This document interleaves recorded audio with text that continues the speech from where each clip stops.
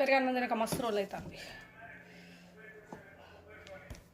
నేను కర్రెగా ఉన్నా అని మా ఆయన నన్ను బయటకు తీసుకుపోతలేడు. చెప్తా సంగతి. ఎవరు తెల్లగా ఉంటే బయటకు పోయినక్కడ హాలనే ఇట్లా చూస్తాడు, ఇడదిప్పి ఇట్లా చూస్తాడు. అంటే నా భార్య కర్రెగా ఉండే ఇట్లా తెల్లగా ఉంటే మంచిగా ఉండని చూస్తాడేమో. తెల్లగా ఉన్నా కూడా ప్రాబ్లమే. అందరు చూస్తారు, అందరు లైన్ ఎత్తారు. వెంటనే నల్ల మచ్చలు వస్తాయి ఎండకపోతే. గింత మచ్చ కనబడ్డా కూడా బాగా కనబడుతుంది. కర్రెగా ఉన్న వాళ్ళకే ఏ మచ్చలైనా కూడా అలా కలిసిపోతాయి. అయినా కూడా కర్రెగా ఉన్న వాళ్ళకు కళ ఉంటుందిలే ముఖం. మొగలందరికీ తెల్లగా ఉన్న వాళ్ళే కావాలి. మరి మన నల్లోళ్ళ పరిస్థితి?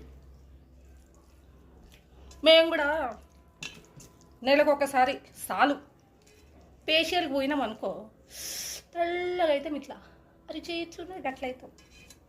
ఇట్టేమైతుంది నెలకు 1000 రూపాయలు. రూపాయి ఇయ్యరు పెళ్ళానికి, రూపాయి ఖర్చు పెట్టారు. అమ్మో 1000 రూపాయల ఇంట్లోకి సామాన్ వస్తుంది. కూరగాయలకు షిరిదిండ్లు వస్తుంది నెల మొత్తం అని అంటారు. నేను ఎన్ని సబ్బులు పెట్టినా, సంతూరు పెట్టినా, మైసూర్ శాండిల్ పెట్టినా, హిమాలయ ఆల్మండ్ పెట్టినా, సింతాలు పెట్టినా, రెక్సోనా పెట్టినా, లక్స్ పెట్టినా, మనది ఎలిక తోలు తెచ్చి ఏడాది రాకినా నలుపు నలుపే కానీ తెలుపు కాదే అనబట్టే. చూడు ఇక్కడ వచ్చింది ఫస్ట్ చిన్నగా మచ్చ, మళ్ళీ ఇక్కడ వచ్చింది అరౌండ్ ఐస్ అయిపోయింది, అరౌండ్ మౌత్ అయిపోయింది. అది ఎంత టెన్షన్ పెరిగితే అంత ఎక్కువ స్ప్రెడ్ అయితేనే ఉంటుంది. మీరు టెన్షన్ పడకుండ్రి. ఆడోళ్ళు మగోళ్ళు ఎవ్వరు ఉన్నంతసేపు ఎప్పటికీ హ్యాపీగా సంతోషంగా ఉంటూనే ఉండండి. నేను పెరుగు తింటా రోజు అర్ధ కిలో పెరుగు తింటా, అర్ధ కిలో పాలు తాగుతా, బర్రె పాలు తాగుతా అర్ధ కిలో.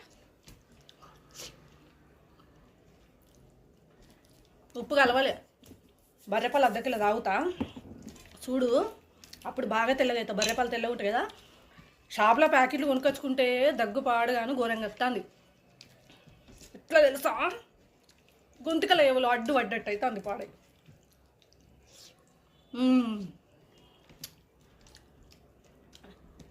ఏ సురేషు మా ఆయన పేరు, మీరు ఎవరు ఫీల్ అవ్వద్దు ప్లీజ్. ఓన్లీ ఇది కామెడీ వరకే. నేను కామెడీ చేస్తానో లేదు నాకు తెలియదు. అయితే ఏ సూరి పెరుగు తింటాన్నా, అర్ధ కిలో బర్రెపాలు తాగుతా. చూడు ఆలిక్స్ పట్టుకరా.